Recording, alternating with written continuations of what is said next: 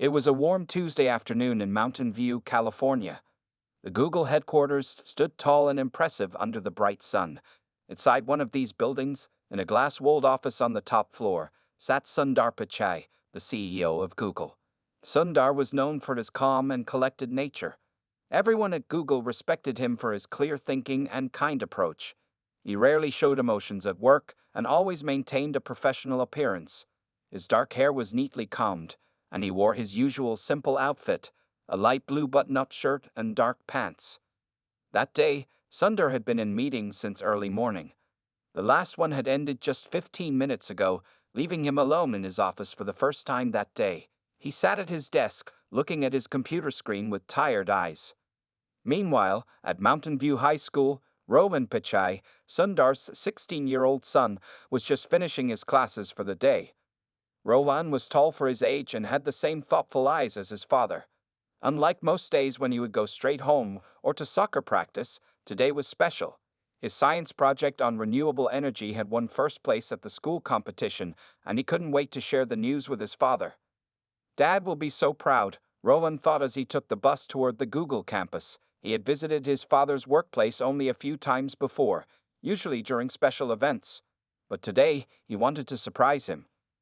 When Rohan arrived at the Google building, he greeted the security guard, who recognized him immediately. "Hello, Mr. Rohan. Nice to see you today," said the guard with a smile. "Are you here to see your father?" "Yes, I have some good news to share with him," Rohan replied, his eyes bright with excitement. The guard gave him a visitor badge, and Rohan took the elevator to the top floor. As he walked through the hallway, several employees smiled and waved at him. Everyone knew who he was, the CEO's son.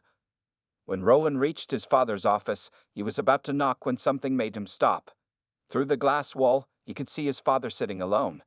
Something was wrong. Sundar wasn't typing or talking on the phone.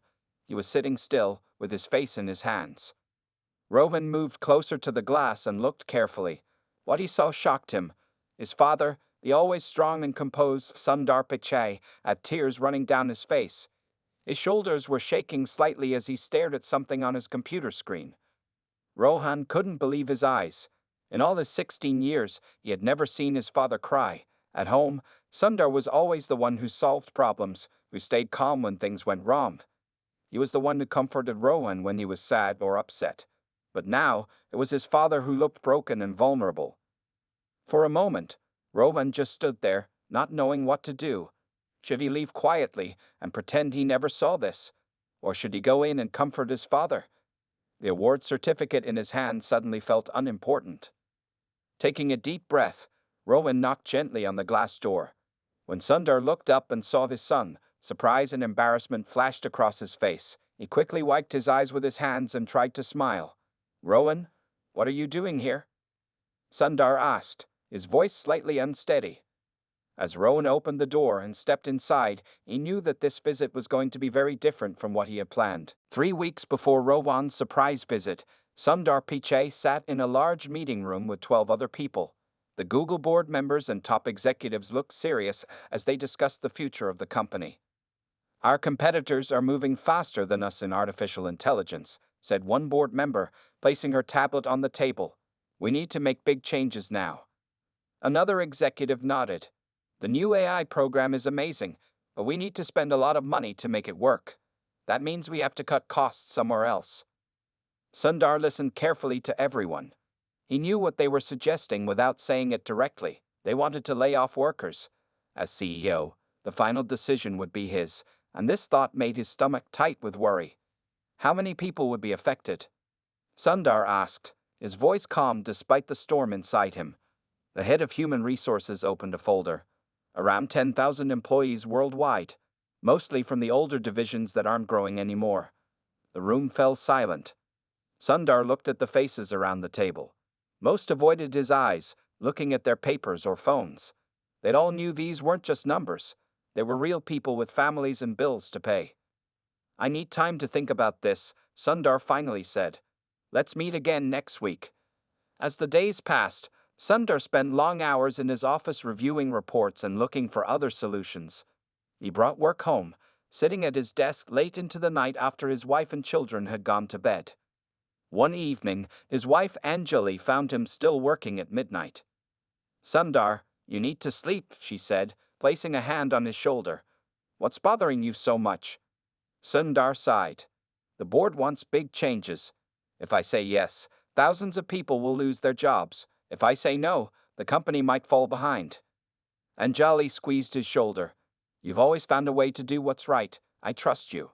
But as the deadline approached, Sundar felt the weight of the decision growing heavier. He thought about the employees who had been with Google for years, who had trusted the company with their careers. He thought about their children, their homes, their dreams. On the morning of Rohan's visit, Sundar received an email from the HR department. It contained the final list of departments and names of people who would lose their jobs if the plan went forward. Seeing the actual names made everything more real and painful. Just as he was reading through the list, another email appeared in his inbox. The subject line read, "Thank you for everything, Mr. Pichai." Sundar clicked on it and began to read. "Dear Mr. Pichai, my name is David Chen. I've worked at Google for 7 years in the advertising department. I heard rumors about upcoming layoffs, and I know my department might be affected. I'm writing not to ask for special treatment, but to thank you. 2 years ago, I was diagnosed with cancer. The health insurance and support from Google helped save my life. My daughter was able to stay in college because I kept my job during treatment. Whatever happens next, I wanted you to know that working at Google changed my life. If I have to leave, I will do so with gratitude for the years I had here. Respectfully, David Chen." Sundar read the email 3 times. He thought about David Chen, a man he had never met, facing the possibility of losing his job after surviving cancer. He thought about David's daughter and the thousands of other families who depended on the decisions he made. That's when the tears came. At first, just a few drops that Sundar quickly wiped away, but soon he couldn't stop them. Years of keeping his emotions in check, of being strong for everyone else, suddenly broke open. He didn't hear the gentle knock on his office door. He didn't notice his son standing there, award in hand, watching his father cry for the first time. Rohan stood frozen at the doorway of his father's office. The certificate in his hand suddenly felt small and unimportant. His father, Sundar Pichai, the man who ran one of the biggest companies in the world, was crying. It didn't make sense to Rohan. His father was always the calm one who knew what to do. "Dad," Rohan said softly, taking a step inside. "Are you okay?" Sundar quickly wiped his eyes with the back of his hand. "Rohan." What a surprise. His voice was not steady. He tried to smile, but his eyes were red and his face looked tired. Rohan walked slowly toward his father's desk. The large office suddenly felt very small. Through the big windows, he could see the mountains in the distance and the colorful Google buildings below. But right now, none of that mattered. "I won first place in the science fair," Rohan said, holding up his certificate. But his eyes were fixed on his father's face. "Dad, what's wrong? I've never seen you cry before." Sundar took a deep breath. He looked at his son, now almost as tall as him. When did that happen? When did his little boy grow so much? For a moment, he thought about telling Rohan that everything was fine, that it was just something in his eye. That's what he would have done before. "I'm sorry you had to see me like this," Sundar finally said. He gestured to a chair. "Sit down, Rohan." Rohan sat across from his father, placing his science award on the desk between them. He noticed that his father's computer screen showed a long list of names and departments. At the top, in large red letters, were the words, "Final Reduction Plan." "Are you firing people?" Rohan asked directly. Sundar looked surprised. His son was more observant than he had realized. "It's complicated," he began. "Is that why you're upset?" Rohan pressed on. Sundar looked at his son's face. Rohan was no longer a child. Maybe it was time to be honest with him about the hard parts of being a leader. "Yes," Sundar admitted. "The board wants to cut 10,000 jobs to save money for a new AI project. As CEO, I have to make the final decision."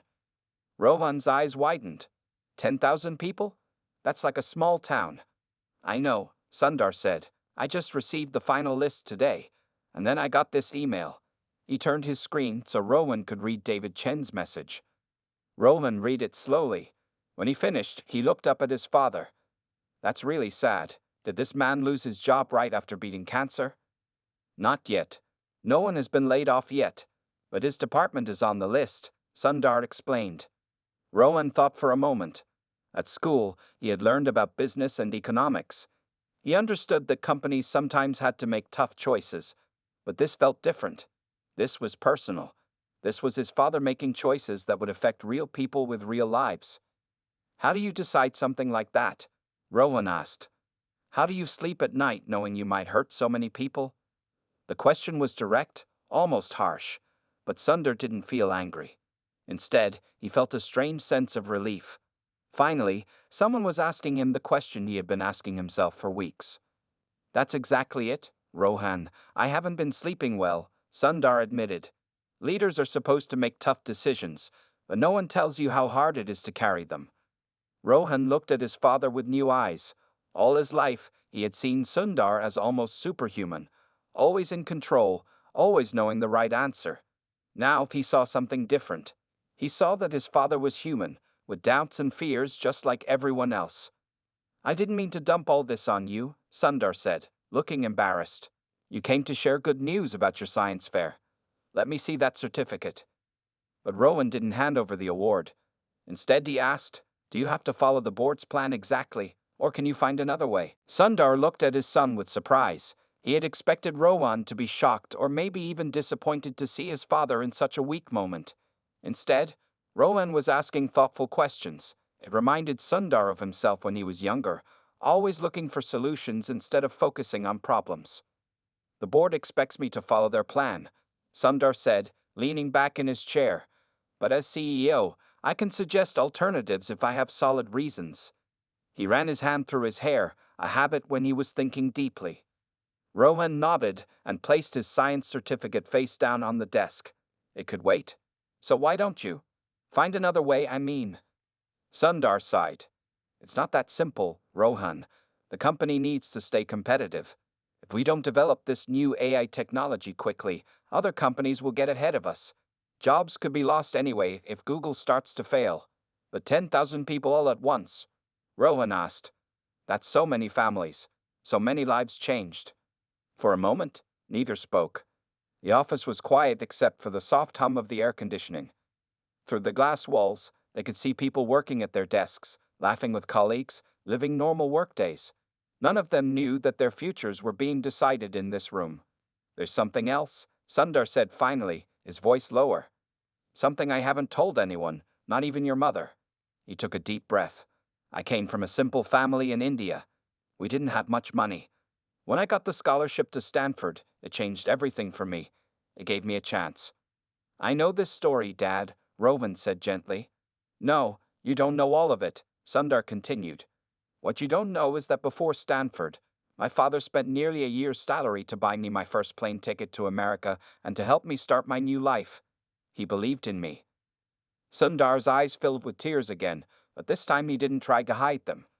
When I was in college, I promised myself that if I ever became successful, I would try to give others the same chance my father gave me. And now look at me. I'm about to take away that chance from thousands of people. Rowan had never heard his father talk like this before. At home, Sundar was always positive and encouraging. He talked about Google's mission to organize the world's information, about building products that helped people. He never talked about the weight of leadership, the burden of making decisions that hurt others. Is that why you were crying? Because of the promise you made? Rowan asked softly. Sundar nodded. Partly that, and partly because of the email from David Chen. He thanked me, Rohan. He thanked me even though he suspects he might lose his job. How can I face people like him? How can I look them in the eye and tell them they no longer have a place at Google? The question hung in the air between them.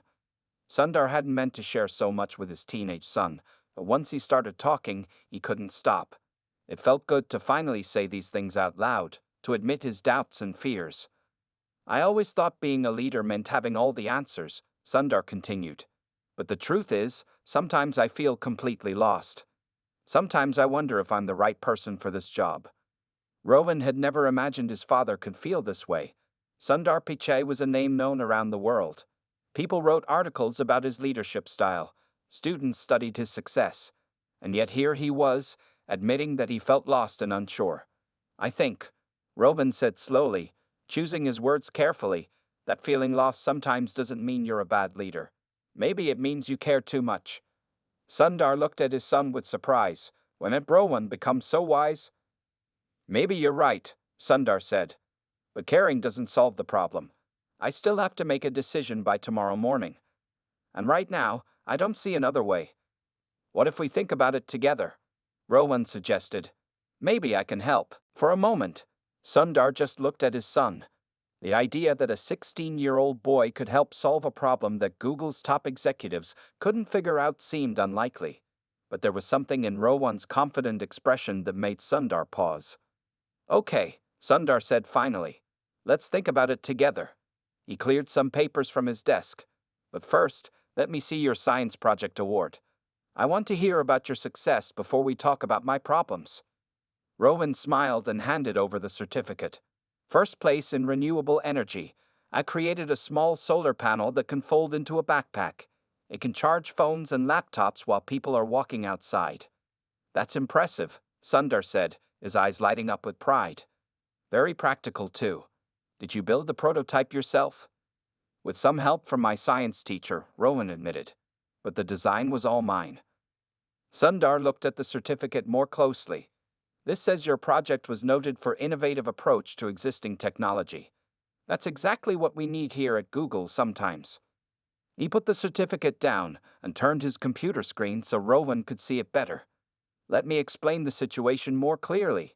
Google needs to invest heavily in new AI technology. The board thinks the only way to afford this is by cutting jobs in older divisions. Rowan leaned forward to look at the screen. Which divisions are being cut? Mostly advertising, some parts of the hardware team, and support staff across different offices, Sundar explained. The board believes these areas aren't growing as fast as they used to. Rowan frowned. But isn't advertising where Google makes most of its money? Sundar nodded, impressed by his son's understanding. Yes, but the board thinks AI is the future. They're willing to risk current profits for future growth. They sat in silence for a minute. The office looked out over the Google campus, where employees were going about their normal day, unaware that their jobs might be in danger. Dad, Rowan said suddenly, in school, we learned about something called retooling in manufacturing. When factories need to make new products, sometimes they retrain workers instead of replacing them. Could Google do something like that? Sundar looked at his son with new interest. Go on. Well, instead of firing 10,000 people from the old divisions, what if you moved some of them to the new AI project? You could train them for new roles. Many of them don't have AI backgrounds, Sundar explained. The board wants to hire new experts who already know the field. But those experts must be really expensive, Rowan countered. And they don't know Google's culture like your current employees do. Maybe you could use some of the money for training programs instead of severance packages. Sundar leaned back in his chair, thinking. The idea wasn't completely new. Some executives had suggested similar approaches, but they had been quickly dismissed as too slow and expensive. Yet there was something appealing about Rowan's straightforward way of looking at the problem. Training takes time, Sundar said. The board wants results quickly. What about a mixed approach? Rowan suggested. Hire some experts right away, but also start training programs for current employees. That way, people like David Chen could keep their jobs and learn new skills. As they talked, Sundar began taking notes.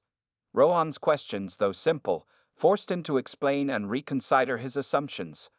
Why did all the cuts need to happen at once? Why couldn't the transition be more gradual? Could some employees work part-time on their current jobs while training for new roles? The conversation shifted from a CEO explaining difficult realities to his son to two people trying to solve a problem together. For the first time in weeks, Sundar felt a small spark of hope. You know, Sundar said, looking at his son with a mixture of pride and wonder, you're making me see this from a completely different angle. I've been so focused on the board's demands that I forgot to question the basic approach. Sometimes it helps to talk to someone outside the situation, Rowan said with a small smile. That's what Mom always says when you bring work problems home. Sundar laughed. Your mother is a wise woman, and she raised a wise son. The light outside Sundar's office window began to change, turning golden as afternoon shifted toward evening. Father and son had been talking for nearly 2 hours. Sundar's desk was now covered with notes, diagrams, and empty water bottles.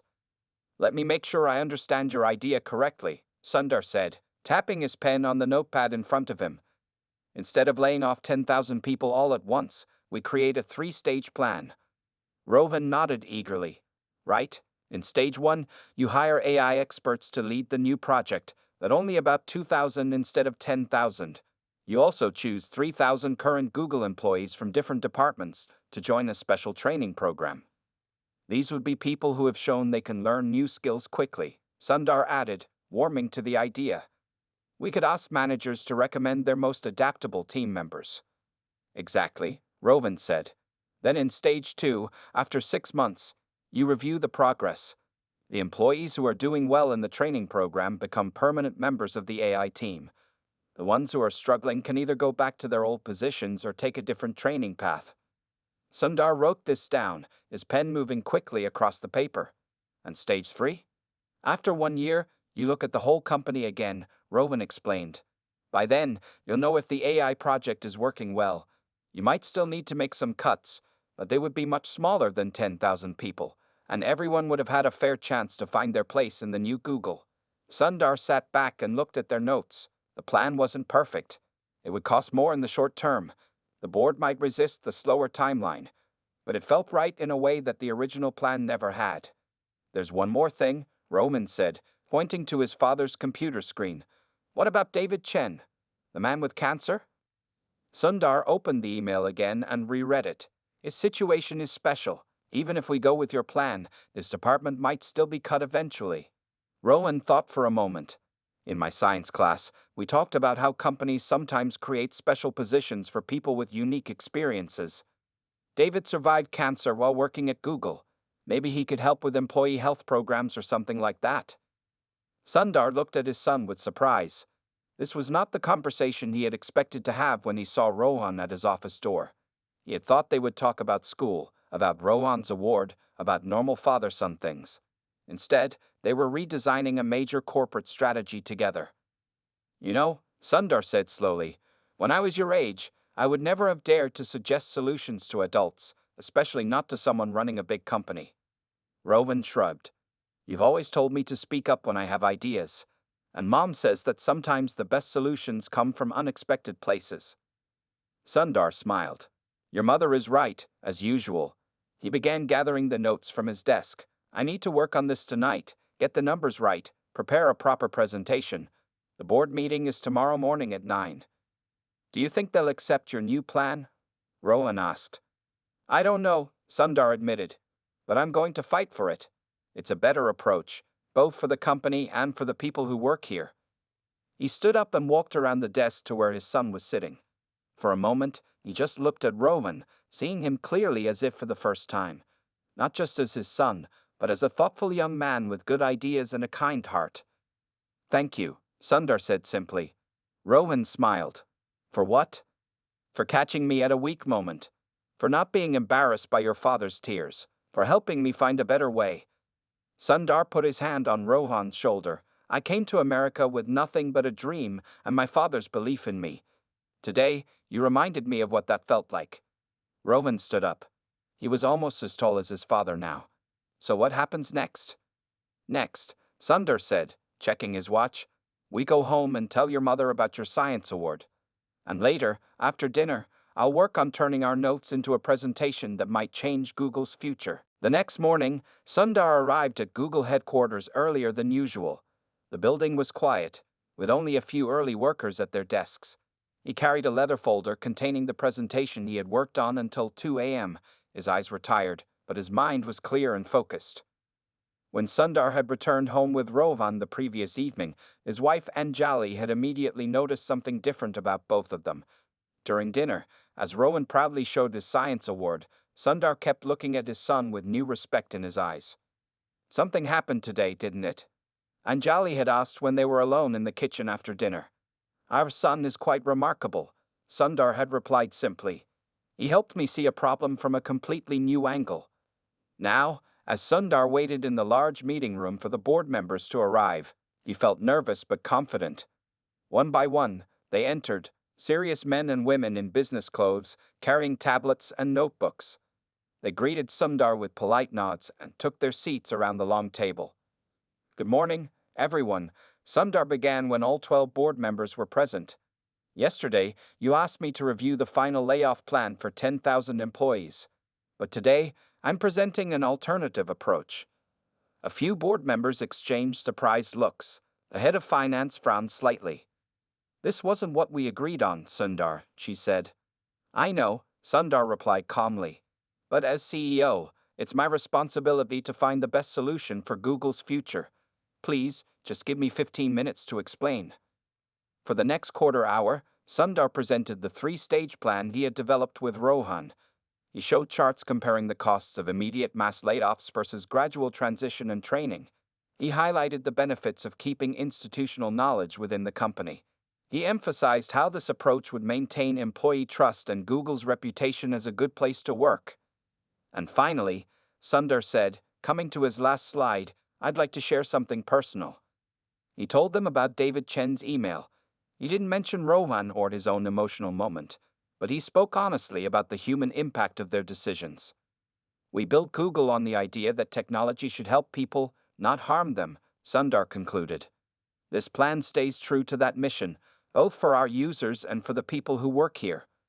When Sundar finished speaking, the room was quiet. You could see the board members thinking, calculating, considering his words. "This will cost more in the short term," the finance head finally said. "Yes," Sundar agreed. "But I believe it will cost less in the long run, both in money and in human terms." After an hour of questions and discussion, the board took a vote. To Sundar's relief and surprise, they approved his alternative plan by a narrow margin of 7-5. As the meeting ended and people began to leave, one of the oldest board members approached Sundar. "That was quite a change from yesterday," the man said. "What made you rethink the entire approach overnight?" Sundar smiled. "Let's just say I got some unexpected advice from someone who sees things more clearly than I do sometimes." Over the next few weeks, news of Google's innovative approach to its AI transition spread throughout the company and then to the wider business world. Instead of headlines about mass layoffs, business magazines wrote about the Google method of retraining employees for the AI age. David Chen was one of the first employees selected for the special training program. When he received the email, he immediately called his daughter at college to share the good news. At home, Sundar and Rohan's relationship changed in subtle but important ways.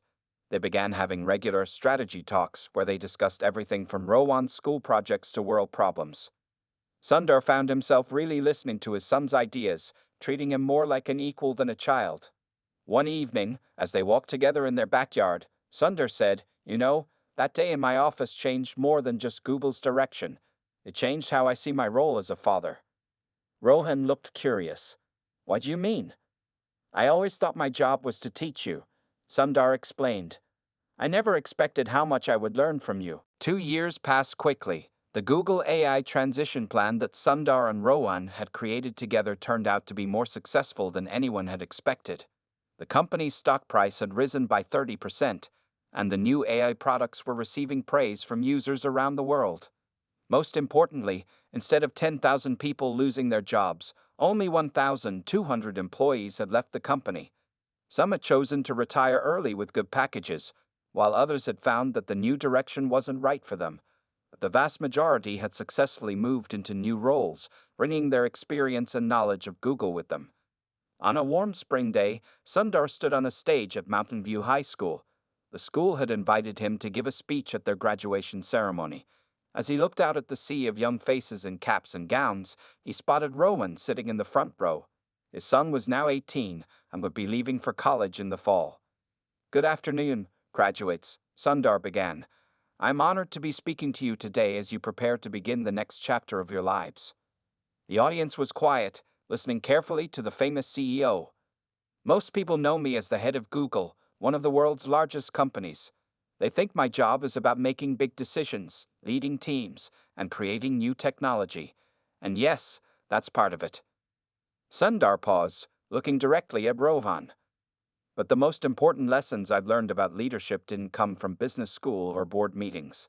They came from unexpected places, including from someone who was sitting right where you are now, just 2 years ago. Rowan smiled, knowing his father was talking about him without saying his name.